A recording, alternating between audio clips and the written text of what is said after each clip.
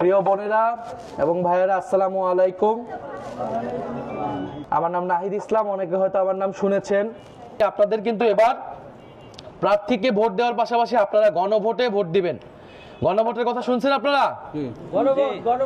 শুনছেন গণভোটের কথা? আচ্ছা, অনেকে শুনছেন, অনেকে শুনেন নাই। বাংলাদেশে বিভিন্ন সময় গণভোট হয়েছে। গণভোট দেশের যখন বড় বড় পরিবর্তন হয় তখন গণভোট হয়, জনগণ কি এটার পক্ষে না বিপক্ষে।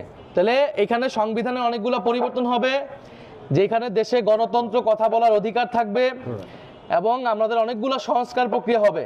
আমাদের সরকারি দল বা ক্ষমতায় যে থাকবে সে যাতে এককভাবে সব নিয়ন্ত্রণ করতে না পারে সেটার ব্যবস্থা থাকবে। প্রধানমন্ত্রী 10 বছরের বেশি একজন ব্যক্তি থাকতে পারবে না, কারণ আমরা দেখছি কি শেখ হাসিনা কয় বছর ছিল? 16 বছর ছিল। তাহলে একটা লোক 16 বছর অবৈধভাবে ক্ষমতায় থাকছে, সে অনেক বেশি ক্ষমতাশালী হয়ে গেছিল।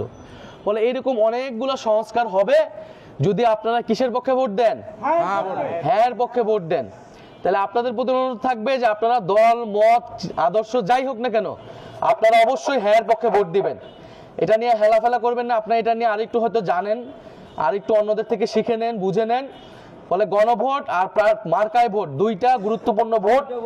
এইবারের ভোট দিয়ে কিছু সরকার আনবেন এরকম না, দেশের 50 বছরের ভাগ্য নির্ধারিত হয়ে যাবে এবারের ভোটে।